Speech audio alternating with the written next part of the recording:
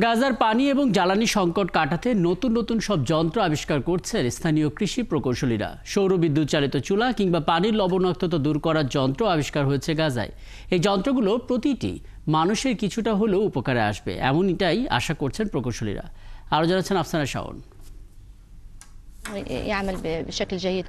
নানা রকম সংকটে জর্জরিত গাজা উপত্যকার সবচেয়ে বড় সমস্যা খাবার পানি আর জ্বালানির অভাব। তবে সমস্যা সমাধানে পথ বের করে ফেলেছেন স্থানীয় কৃষি প্রকৌশলী ইনাস আল ঘুল। বানিয়ে ফেলেছেন সৌর বিদ্যুৎ চালিত চুলা, আরও বানিয়েছেন পানির লবণাক্ততা দূর করার যন্ত্র।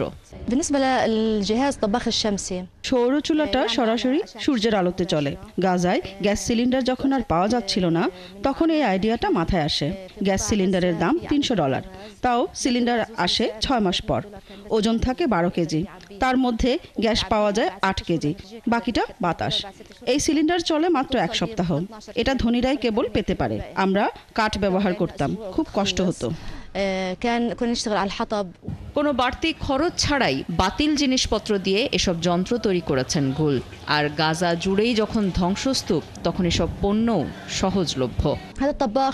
ফেলে দেয়া কাঠের বক্সের কাঠ, ভাঙা কাচের টুকরো থেকে নেয়া কাচ দিয়ে এই চুলা তৈরি করা হয়েছে। সবই ফেলে দেয়া জিনিস, খুব সহজে এটি তৈরি করেছি। রান্নার সময়ও লাগে অন্যান্য চুলার মতোই। গাজার মানুষ এখন অনেকটাই ঠিকানাহীন। এই অবস্থা বিবেচনা করে সব ডিভাইসই সহজে বহনযোগ্য করে বানিয়েছেন ইনাস ঘুল।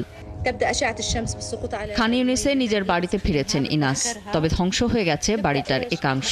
বাকিটা কোনো মতে সারিয়ে নিয়ে পরিবার নিয়ে বাস করছেন তিনি। বিপদগ্রস্ত গাজার প্রতিটি মানুষের কিছুটা হলেও উপকারে আসবে সব ডিভাইস, এমনটাই আশা প্রকৌশলী ইনাস ঘুলের।